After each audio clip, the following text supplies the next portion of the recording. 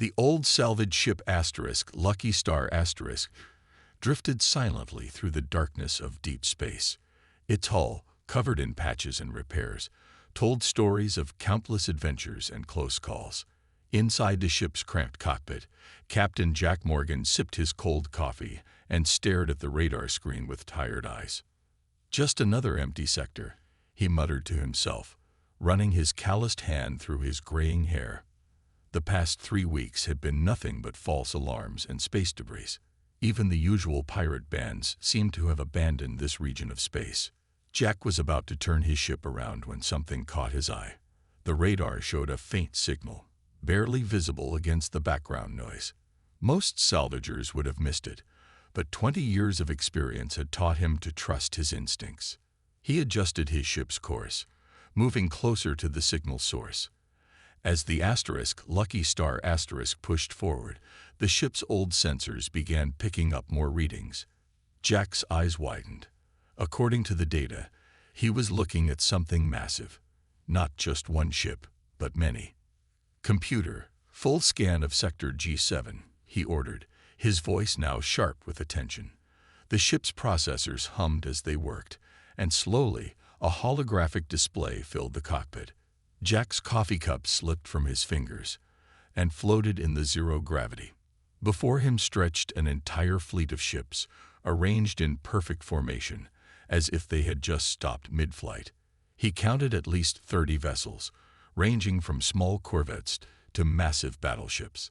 Their design was unlike anything he'd seen before, sleek, angular, and somehow both ancient and advanced at the same time.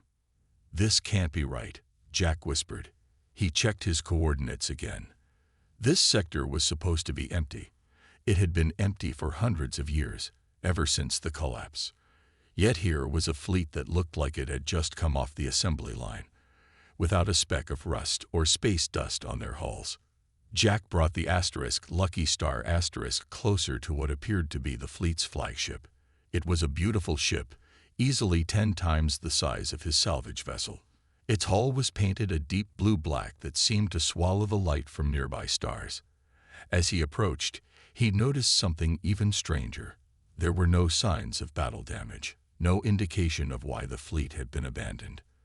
The standard procedure for any salvage operator would be to call this in to the Commonwealth authorities. The reward for discovering pre-collapse technology was substantial, but something held Jack back. In all his years of salvaging, he'd never seen ships preserved this well. Even in the vacuum of space, 300 years should have left some mark. He ran another scan, this time focusing on the flagship's power systems.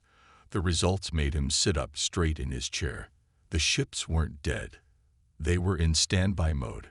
Every system was perfectly maintained, just waiting to be activated. "Computer, scan for life signs," Jack commanded. The scan came back negative, but it also revealed something else. The ships had functioning life support and artificial gravity. The air inside was still breathable. Jack knew he should leave. This was too big, too strange, and probably too dangerous. But the mystery pulled at him like a gravity well. These ships had been waiting here for centuries, hidden from everyone. They had to have a purpose, a reason for being here. He made his decision. After double-checking his emergency beacon and making sure his suit was properly sealed, Jack guided the Lucky Star toward the flagship's main docking bay. The massive doors were closed, but as his ship approached, they slowly began to open, as if welcoming him home. "Well," Jack said to himself as he prepared for docking, "I wanted to find something interesting." He didn't know it yet, but he had just stumbled upon something that would change not just his life, but the fate of humanity itself. The real question wasn't what he had found, it was what had found him. As the Lucky Star glided into the docking bay, the massive doors closed behind him with a silent precision that spoke of technology far beyond anything the Commonwealth possessed. Jack Morgan, salvage operator and now possibly the most important person in human space, was about to discover exactly what it meant to be careful what you wish for. The inside of the flagship was eerily clean. Jack's boots made no sound on the polished floor as he walked through the corridors, his helmet lights casting long shadows. Everything looked brand new, as if the ship's crew had just stepped out for a moment and would return any second. "This doesn't make sense," he said to himself, his voice echoing in his suit. Modern ships were cramped and practical, but this vessel had wide hallways and high ceilings. The walls were covered in strange symbols that seemed to glow faintly when his lights passed over them. His handheld scanner pointed him toward what it identified as the bridge. As he walked, the ship's emergency lights began to activate, creating a path ahead of him. Jack stopped, his hand moving to his emergency beacon. The ship wasn't just in standby mode. It was responding to his presence. The bridge doors slid open smoothly as he approached. Inside, a large room with curved windows showing the stars greeted him. Unlike the utilitarian bridges of Commonwealth ships, this one was elegant, with comfortable-looking chairs and dozens of holographic displays. As Jack stepped inside, the entire room came to life. Screens lit up, and a soft blue light filled the space. A gentle female voice spoke, making him jump. "Welcome aboard the TNS Aurora, flagship of the Terra Nova fleet. I am Araya, Advanced Reconnaissance Intelligence Assembly. It has been 327 years, 4 months, and 12 days since my last interaction with a human being." Jack spun around, looking for the source of the voice. "Where are you?" A hologram appeared in the center of the bridge, a woman made of shifting blue light, her form somewhere between solid and transparent.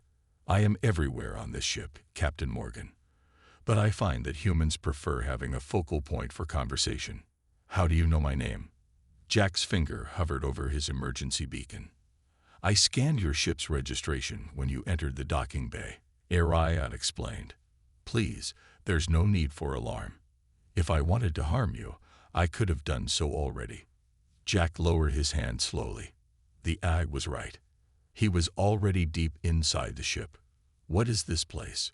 Why has no one found these ships before? Araya's hologram walked, or perhaps floated, to one of the viewing windows. This fleet was humanity's greatest achievement, and its greatest secret. We were created to prevent the collapse, but we failed. She turned to face him. Or rather, we were prevented from succeeding. "The collapse happened 300 years ago," Jack said. "Everyone knows it was a natural disaster. Solar flares, technological failures. Is that what they teach now?" Araya's form flickered slightly. "The truth is far different. This fleet was built by a group of scientists and military leaders who discovered what was coming.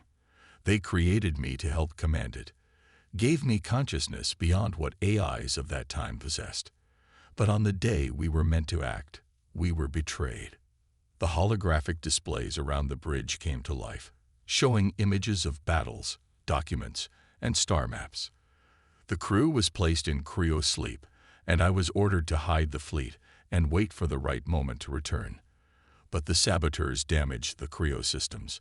By the time I managed to restore partial power, it was too late for the crew. Jack walked closer to one of the displays, studying the information.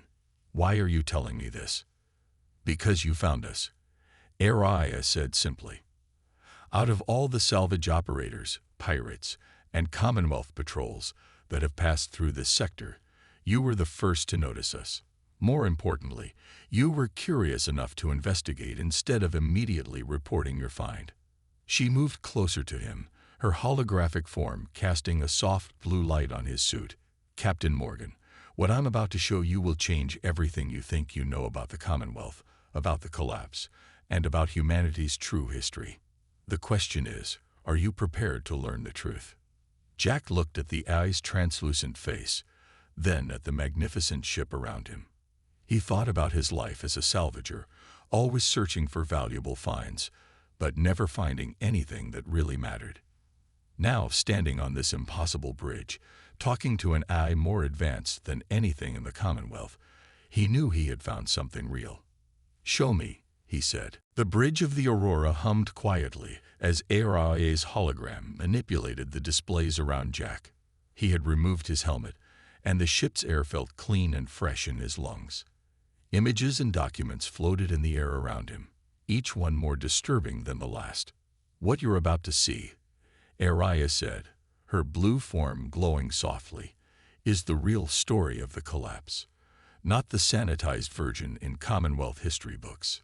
The main screen filled with images of Earth from 3 centuries ago.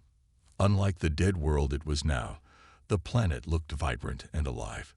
Cities stretched across continents, ships filled the skies, and orbital stations circled the globe like a string of pearls. Humanity was reaching its peak, Araya explained. Clean energy, food for everyone, cures for most diseases. We were ready to spread across the stars. Her expression darkened. But some people thought humanity was moving too fast, becoming too free. New images appeared, faces of men and women in expensive suits, sitting in luxurious rooms. These were the members of the Old Guard, the richest and most powerful people on Earth. They saw humanity's progress as a threat to their control. Jack watched as documents scrolled past, each stamped with Project Reset in red letters. "They planned the collapse?" he asked, his voice barely a whisper. "They engineered it," Araya confirmed.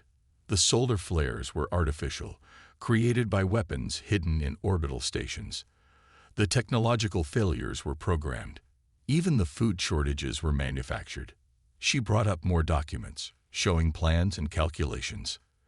They wanted to reset human civilization, to rebuild it in a way they could control forever. Jack sat heavily in one of the bridge chairs. "But the Commonwealth saved us. They restored order, rebuilt society." "The Commonwealth is the Old Guard," Araya said sharply. The displays changed to show modern documents next to ancient ones. "Look at the patterns, the way they control technology, keeping the best advances for themselves, the way they regulate space travel, food production, even information itself. It's all designed to keep humanity dependent and controllable." More images appeared, secret military bases, hidden shipyards, and weapons that made Jack's blood run cold. "They have technology far beyond what they show to the public," Araya continued. "They could have restored Earth centuries ago. Instead, they keep it as a quarantined wasteland to remind everyone of the dangers of unchecked progress." Jack stood up and walked to the window, looking out at the other ships in the fleet. "Why are you telling me this? What can one salvage operator do against something this big?" Araya's hologram appeared beside him.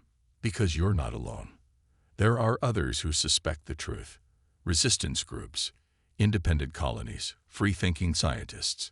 They just need proof and a way to fight back." She gestured at the fleet around them. "That's what these ships were built for. They represent humanity's true potential, free from the Commonwealth's chains. And you want me to help you what? Start a revolution." Jack turned to face the AI. "Even with these ships, we'd be going up against the entire Commonwealth military." "No," Araya said, her holographic eyes meeting his. "The Commonwealth's military is mostly for show. Their real power lies in their secrets, their control of information. If we can expose the truth, show people what was stolen from them." She paused. "But you're right. It would mean fighting against the most powerful organization in human space. You could walk away now, return to your life. I wouldn't stop you." Jack looked at the documents still floating in the air. Centuries of lies, manipulation, and stolen dreams. He thought about his life as a salvager, always struggling under Commonwealth regulations, watching good people work themselves to death for basic necessities, while the elite lived in luxury on their orbital stations. "If I help you," he said slowly, "we do this right. No innocent casualties. No becoming like them." Araya's form brightened slightly. "Of course. That's why I waited for someone like you, Captain Morgan. Someone who would understand that this isn't about revenge. It's about giving humanity back its future." Jack nodded, his decision made. Then show me everything. If we're going to start a revolution, we better do it properly. 2 months after discovering the fleet, Jack sat in a dimly lit bar on the mining colony of New Titan. His salvage ship, Lucky Star, was docked outside, looking as rundown as ever. But now it held a secret, advanced communication equipment from the Aurora, carefully disguised as ordinary salvage gear. He watched as a tall woman in worn mining clothes walked into the bar. She moved with the precise grace that marked her as former military, despite her attempts to hide it. This was the 5th potential recruit he'd met this week. "Captain Morgan?" she asked, sliding into the seat across from him. "I'm Linda West, former Commonwealth Navy." Jack nodded, taking a sip of his drink. "What made you leave the service, Commander West?" "I asked too many questions," she said quietly. "About missing ships, about colonies that disappeared overnight, about weapons that shouldn't exist." She leaned forward. "But you already know about those things, don't you?" In Jack's ear, Araya's voice spoke through a hidden communicator. "She's genuine. Her discharge records match her story, and I detect no Commonwealth surveillance devices." Jack placed a small device on the table, a holographic projector disguised as a drink coaster. "What if I told you there's a way to do more than just ask questions?" The projector activated, showing tiny images of the fleet and some of the evidence they'd gathered. Linda's eyes widened, but she kept her composure. "How many others?" "Enough to start," Jack replied. "Former military like you. Engineers, colony leaders, people who've seen behind the Commonwealth's mask." The resistance had grown carefully over the past weeks. Araya had helped identify potential allies, people who had discovered pieces of the truth and survived. Each new member brought skills and connections that made their network stronger. Back on the Aurora, the fleet was coming to life. Teams of engineers working in secret were learning to operate the advanced systems. The ship's AI cores, connected to Araya, were awakening one by one. Each vessel had its own personality, but all shared her dedication to humanity's freedom. "We have a base now," Jack explained to Linda, "hidden in the nebula around the dead star HD 279. The Commonwealth sensors can't penetrate the radiation, but the fleet's systems can navigate it safely." Linda studied the holographic images. "These ships, they're pre-collapse technology. They're what humanity should have become," Jack said, "before the old guard stole our future." More recruits arrived over the next few hours, each carefully vetted by Araya, a colony administrator who had discovered supply ships being rerouted to secret Commonwealth facilities, a scientist who had realized her research was being used to maintain population control, a group of independent traders who had mapped patterns of Commonwealth oppression across the outer colonies. Each person brought pieces of a larger puzzle, confirming what Araya had shown Jack. The Commonwealth's control was vast but not perfect. There were gaps in their surveillance, holes in their network of power. And now, for the first time, there was a force capable of exploiting those weaknesses. Later, back on the Aurora's bridge, Jack watched as Araya displayed a map of their growing movement. Green dots showed their allies, scattered across dozens of systems. Red markers indicated Commonwealth strongholds. Yellow lines traced the secret supply routes and communication channels they were building. "The fleet will be fully operational within 3 weeks," Araya reported. "Our crews are learning quickly, and the ship's systems are adapting to modern tactics." Jack studied the map. "Are we ready for this? Really ready?" "No revolution is ever completely ready," Araya said softly. "But every day we wait, more people suffer under Commonwealth control. Our window of opportunity won't last forever." She was right. The Commonwealth's grip on humanity had lasted 3 centuries, but now there was a chance, maybe their only chance, to break that grip forever. "Send the word," Jack ordered. "Tell our people to prepare.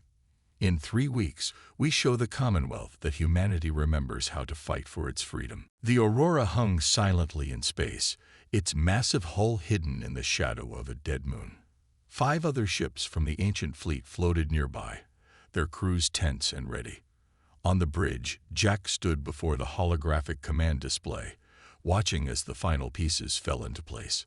All ships report ready, Araya announced, her blue form glowing brighter with anticipation. The Commonwealth's patrol schedules show a 20-minute gap in their sensor coverage. Perfect for our approach. Jack looked at the faces around him. Linda at weapons control, former miners and engineers at their stations, all transformed into a professional crew through weeks of intense training. Remember, he said, our target is their central data center on New Geneva. We're not there to destroy it, but to expose the truth. The plan was precise. While the main fleet created a distraction at the outer defense perimeter, a smaller team would slip into the facility through maintenance tunnels, mapped out by their allies on the ground. Their goal, to broadcast proof of the Commonwealth's lies directly into the public information network. Signal from ground team, Linda reported. They're in position. Jack took a deep breath. Araya, begin the countdown. All ships, prepare for jump. The ancient engines hummed to life, their power still impressive after centuries of sleep. The fleet's jump drives were far more advanced than anything the Commonwealth possessed. They could appear right inside the planet's defense screen. Jump in 5, Araya announced. 4, 3, 2, 1. Reality twisted, and suddenly they were there. New Geneva's gleaming towers spread out below them, its orbital defense platforms caught completely off guard. Before the Commonwealth forces could react, the fleet opened fire with precision strikes, disabling communication arrays and defense systems without causing casualties. Ground team is moving, Linda called out. First firewall breached. On the main screen, they watched as chaos erupted across the city. Commonwealth security forces scrambled to respond, but they were fighting an enemy they didn't understand, using tactics they'd never seen. Second firewall down, Araya reported. Their countermeasures are exactly as predicted. They haven't upgraded their core security protocols in 50 years. Jack watched as emergency broadcasts began flooding the local networks. The Commonwealth was trying to explain away their presence as a pirate attack, but that story fell apart as more of their defense systems failed. Ground team has reached the central server, Linda announced. Beginning data upload. Now. Suddenly, every screen and holographic display across the city flickered. The Commonwealth's carefully controlled information network was being overridden. Citizens stopped in the streets, watching as classified documents, secret recordings, and proof of centuries of manipulation began streaming across every available display. They're trying to shut down the network, Araya warned. But our virus is spreading faster than they can stop it. The truth is getting out. Reports began coming in from other systems. The data was spreading across Commonwealth space, jumping from network to network. 3 centuries of lies were being exposed in minutes. Commonwealth warships detected, Linda called out. 5 capital ships jumping in. Right on schedule, Jack said calmly. All ships, execute pattern Delta. Show them what these old birds can really do. The fleet moved with impossible grace, their advanced technology making the Commonwealth ships look clumsy and slow. Each shot from the ancient weapons struck with surgical precision, disabling without destroying. Ground team is evacuating, Araya reported. Mission accomplished. The data breach was successful. Jack watched as the first riots began breaking out in the streets below. People were emerging from their homes, their eyes open to the truth for the first time in centuries. The Commonwealth's perfect order was cracking. All ships, prepare for jump, he ordered. We've lit the spark. Now let's see how far the fire spreads.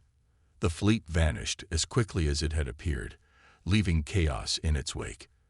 But it wasn't the chaos of destruction. It was the chaos of awakening, of people finally seeing the chains that had bound them for so long. The revolution had begun. The mood in the Aurora's command center was tense.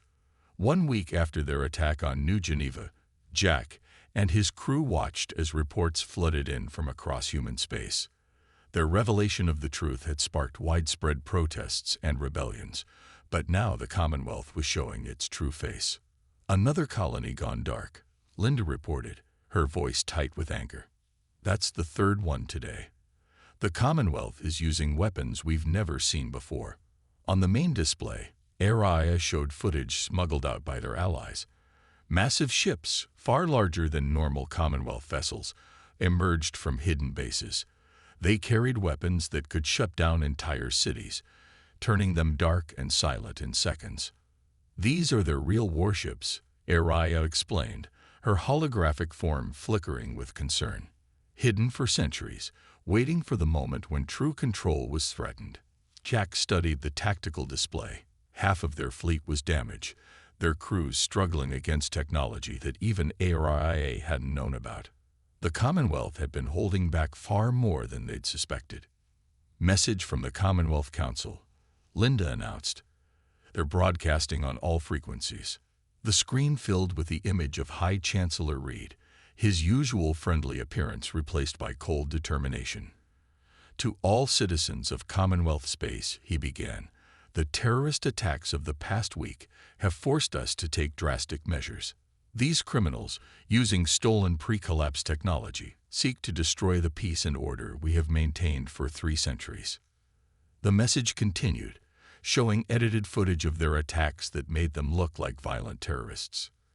To protect our civilization, we are implementing Emergency Protocol 0. All interstellar travel is suspended. All communication networks will be controlled. Any settlement harboring these terrorists will face immediate pacification. He's trying to turn the people against us, Linda growled. But Jack noticed something else. Araya analyzed his broadcast. Something's wrong with his image. Araya's systems scanned the transmission. You're right. The Chancellor's appearance is being generated by advanced software. He's not actually there. The entire council must be hiding, Jack realized. They're running scared, showing their true power because they have no choice. A new alert flashed on their screens.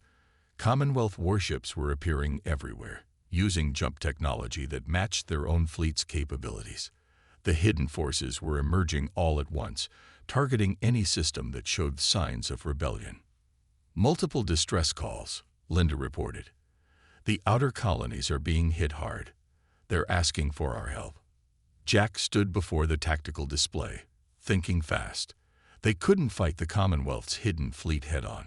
There were too many ships, too many weapons they didn't understand. But they couldn't abandon the colonies either.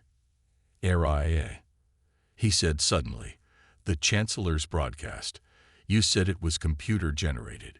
Can you trace where it really came from? The eye's form brightened as she understood. Yes, the signal is being routed through multiple systems. But the source? Her hands moved through holographic data. It's coming from Earth orbit. Earth? Linda asked. But it's been quarantined for centuries. No one's allowed near it. Because that's where they've been hiding, Jack said. The perfect place to keep their secrets. A world everyone's been taught to avoid. He turned to his crew. The Commonwealth is trying to crush the outer worlds to maintain control. They expect us to rush to defend the colonies. If we attack Earth instead, Araya continued, we might find the Council itself, the heart of their power. It's risky, Linda warned. Those defense platforms around Earth have kept everyone away for 300 years. No one knows what they're really capable of. Jack looked at his crew, saw the determination in their faces despite their fears. Send word to our allies in the colonies. Tell them to go dark, to hide and survive. The Commonwealth thinks they've forced us to choose between saving lives and continuing the fight. He smiled grimly. Instead, we're going to end this. Set course for Earth. The Aurora's engines hummed to life as the crew prepared for their most dangerous mission yet. They had started this revolution with the truth. Now they would finish it by striking at the very heart of the lies. Earth hung before them like a dark jewel, its surface scarred by centuries of abandonment. The Aurora led what remained of their fleet. Just 4 ships now, through the debris field of ancient satellites and dead stations. Above the planet's northern hemisphere, a massive space station gleamed, its true purpose finally revealed. "That's it," Araya said quietly. "The Commonwealth's central control facility. All their systems, their hidden weapons, their lies, everything is controlled from there." Jack stood on the bridge, looking at the planet of humanity's birth. The Commonwealth's defense platforms surrounded it like a web of steel and energy, their weapons already turning to track the approaching fleet. "All those years telling us Earth was too dangerous to approach," Linda said from her station. "They were just protecting their command center." The station's defenses were unlike anything they'd seen before. Energy fields rippled around it, and massive gun ports tracked their movement. This was where the old guard had retreated during the collapse, where they had orchestrated 3 centuries of control. "Message from the station," Linda reported. "Text only." The words appeared on their screen. "Turn back now. This is your own law." Jack looked at his crew, tired, wounded, but determined. They had lost friends in the battles across human space, seen colonies go dark under Commonwealth attacks. But they had also seen people rise up, seen the truth spread like wildfire across the stars. "Araya," he said, "begin the transmission." The AI's form glowed brighter as she activated their most powerful weapon, the truth. They began broadcasting everything they had discovered. The real history of the collapse, the secret files from New Geneva, the hidden weapons, all of it. But this time, they added something new. The station's own coordinates, proof that Earth wasn't dead at all. "They're powering up their main weapons," Linda warned. "All ships, execute attack pattern Echo," Jack ordered. The fleet split apart, each ship moving in perfect coordination. The Commonwealth had superior weapons, but the ancient fleet had something better. Araya's tactical genius and crews who were fighting for freedom. The battle erupted in silence. Energy beams sliced through space, missiles tracked their targets, and ships danced through the chaos. The Aurora shook with each impact, but her ancient hull held strong. "Their defense grid is adapting," Araya reported. "But so are we. Each attack teaches us more about their systems." 2 of their ships fell to the Commonwealth's weapons, their crews evacuating in pods. But they had done their job. The station's defenses were focused on them, not on what was coming next. "Ground team signals ready," Linda said with a fierce grin. While the fleet kept the station's attention, a small ship had slipped through the debris field, carrying their best engineers and computer experts, former Commonwealth citizens who had learned the truth and chosen to fight back. "Now," Jack ordered. The small ship fired its packages, specially designed computer cores carrying versions of Araya's code. They struck the station's hull, burning through to its systems. Inside, the AI began her real work. "I'm in their network," Araya announced, her voice echoing with new power. "Accessing their control systems, finding their secrets. Yes." On every screen, in every Commonwealth system, the truth began to play. Not just the facts they had already revealed, but everything. The Council's private files, their real plans, their desperate final messages as their control began to slip away. "The defense platforms are powering down," Linda reported. "Station weapons going offline. We're getting surrender signals from Commonwealth ships across all sectors." Jack watched as the massive station's lights flickered and died. 3 centuries of lies and control, ended not by violence but by truth. Around Earth, the defense platforms fell silent.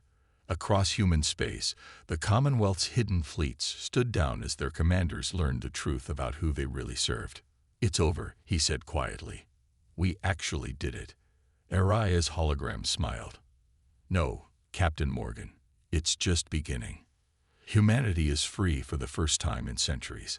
Now comes the hard part, building something better." As the sun rose over Earth's scared but healing surface, the Aurora's crew began sending out a new message to all of humanity. "It's time to come home. It's time to remember who we really are. It's time to build our own future. The revolution was won. The real work of freedom could finally begin.